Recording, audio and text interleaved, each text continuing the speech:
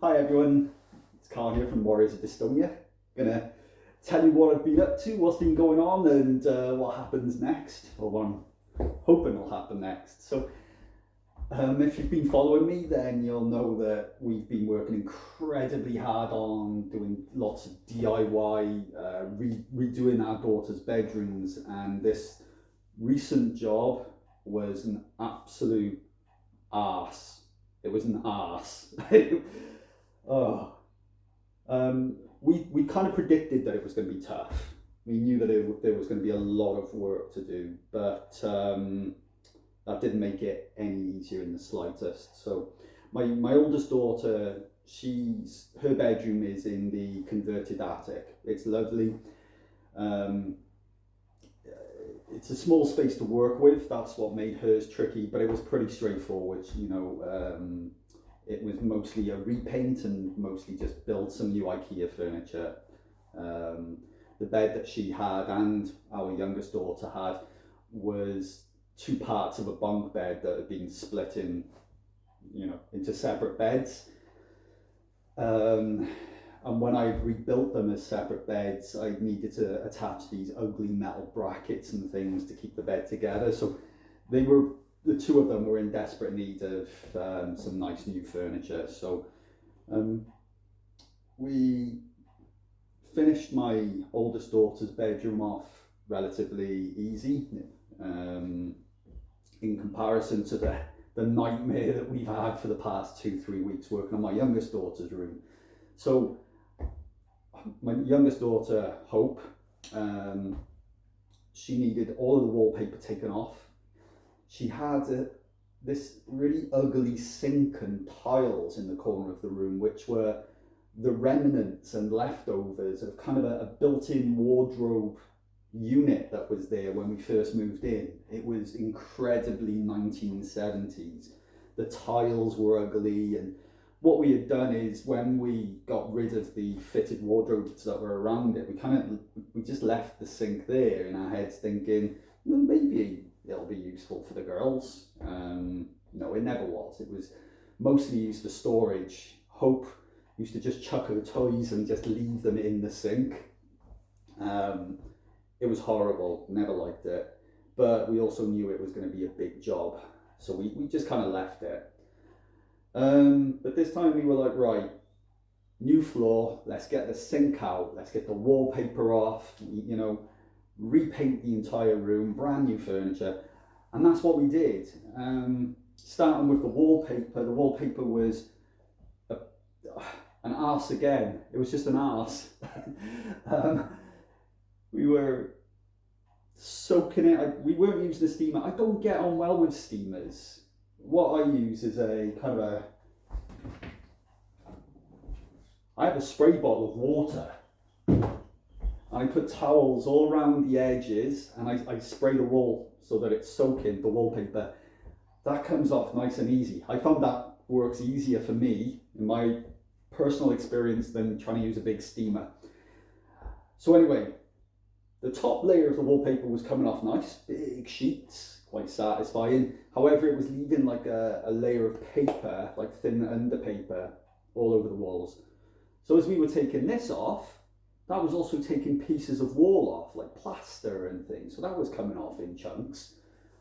Then there was a big wooden decorative rail around the edges, which we needed to get that off. But I think the guy who owned this place before, he'd used a mixture of really long nails and then that no nails glue, the really strong glue. So he'd stuck it. So as we pulled this off, that just ripped huge pieces of wall off. So as you can imagine, our intention was to paint directly onto the plaster walls afterwards, but then now we've got all these holes. So we were buying, at one point we were like, okay, we're gonna have to get a plasterer out to do this for us, which would have cost hundreds of pounds. But we decided to use polyfiller, the mix your own plaster and slap it on. So we got a couple of big boxes of that and found that we needed way more. So what was slowing us down was we kept just underestimating the sort of materials that we needed, or we'd forget we've not got enough rollers for painting, or we needed more white paint and things like that. So yeah, we got all of the wallpaper off, we got the holes filled in.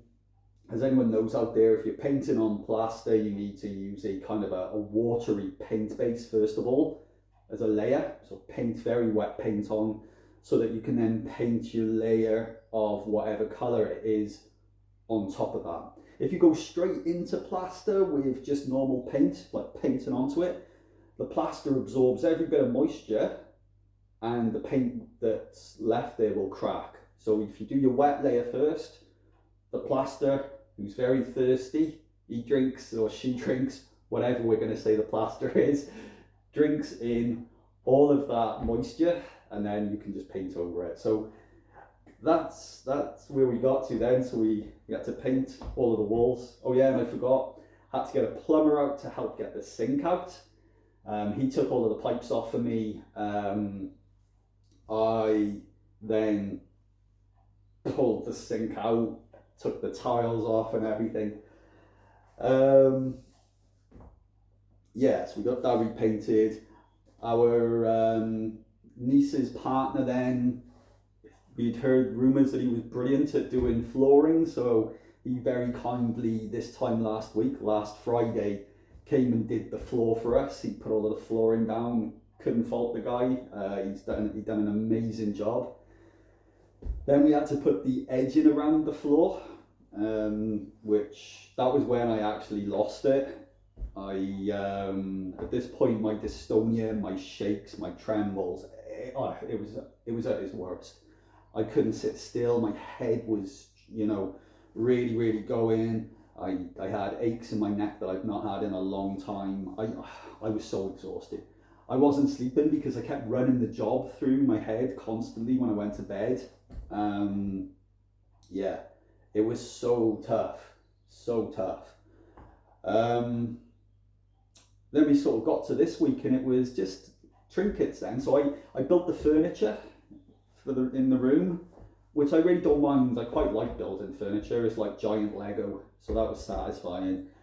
And then we just got, curtains and bits and pieces to make it look nice. So we got a few more things. Yeah, we're so proud. We're really happy with how it looks. Our daughter hopes she loves her room. It's nice and cozy. It's nicer than what she had previously. She had the walls the pink walls that she had were what she wanted when she was younger, but it was at that age where I think anyone out there that's got children and maybe little girls, yeah, you've got those teenage years, but there's also a kind of a weird halfway point between sort of 4 and 5 to 7, 8, 9, so we did a room when she was about 5, 6, and maybe around there, and she was very into a pink and a lot of unicorns and stuff like that, at the same time as dinosaurs and horses, but primarily very pink and unicorns. And within a year, she sort of, you could see by her face that she didn't really like the pink anymore. So it was nice to just give her a kind of a classy room. I mean, it's dark, you've got your greys and your blacks, but to be honest with you, it's a really nice cozy room, and it's the same as our older daughter's room.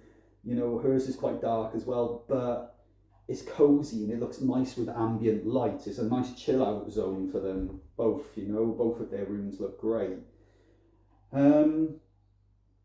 So as you can imagine, with all of that going on, as well as trying to work, do my job, Warriors of Dystonia has really been on the back burner.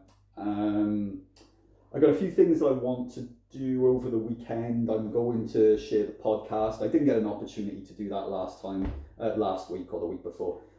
The reason why I didn't share the last podcast was because, as you guys know, anyone that follows me, I try to interact with just about everyone, and I knew I wouldn't be able to get back to all of the people that would have reached out to me. So I want to make sure I've got time to reply and respond and, be there for people that reach out to me.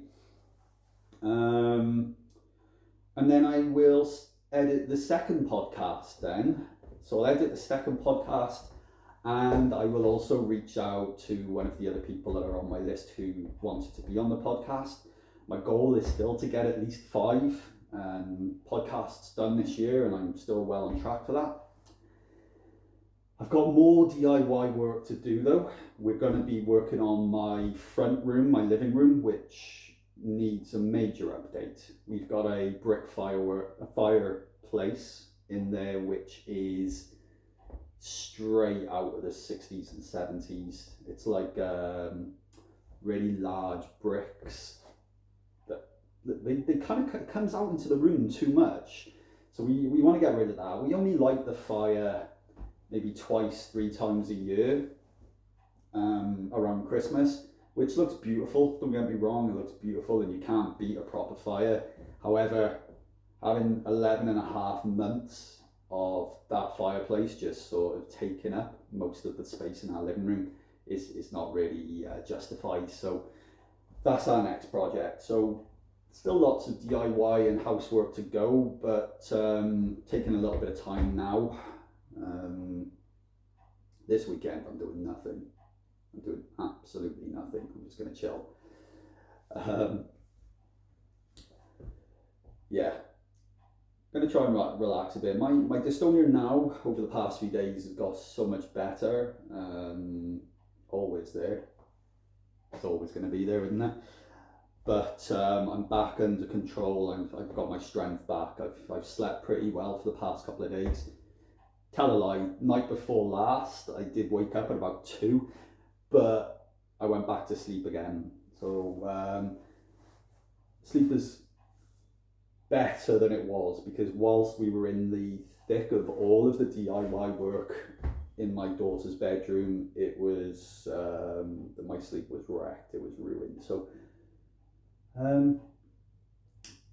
yeah, that's it. There's a little bit of money to donate to Dystonia UK and Dystonia Medical Research Foundation off the back of sales of the book.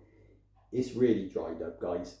I don't sell many books. That's the problem with self-publishing. The only way really that I can get the sales is from sort of putting it out onto Dystonia Facebook groups. You know, Dystonia Facebook groups are always growing every single week. So every couple of months I will put something on there saying, hey, it's me, Carl, and tell people about the book and all. And that gets a bit of sales, but I've not done that for a long time. I've not done that since before Christmas. So I don't think there's much at all for me to be donating. Every penny counts. It really does. But yeah, I will. I'll make another push to try and get some interest in, you know, buying the book again. See if we can get some more money put together and get the stories out there. Yeah, and I've been thinking a little bit about the second book, the follow-up book. So my plan is obviously to gather stories in the same way as I did with the first book, but I'm also going to give people an opportunity to follow up on their previous story. So anyone that's already shared a story, I think it would be pretty cool to share an update. There was a lot of people that shared their stories that were new to the world of dystonia, and it would be interesting to see if there's been any sort of a progression or change with the dystonia, or if there's any new things to bring to the journey. So I'm going to give people an opportunity to follow up on their stories, as well as make it open to anyone that wishes to share their new story, their experience, if they didn't do it before. So okay, can't really think of too much more going on. I did go to my first heavy metal concert in more than 2 years on Monday or Tuesday. I say heavy metal, it was kind of a weird electronic thing. I've got a very varied taste in music, but for any heavy metal fans out there, they were members of a band called Ghost, and they disbanded and created this other group called Priest, literally all wearing leather and strange masks and things, with a very minimalistic electro kind of techno beat thing going on. it's better than what I've described there. It was really, really cool. It was nice to get out. It was nice to be hanging out with a group of people wearing all black and the heavy metal gear and having a couple of beers. It was good. It was really, really good. So and before that, I went for a lovely meal with my wife, who I did drag on to this heavy metal concert afterwards. Not really her scene usually. She did enjoy the gig. She was a bit worried going in, thought it was going to be a bit too weird, but she's come away going, oh, that was actually really good. So yeah, so that was Priest. If anyone's interested. Anyway,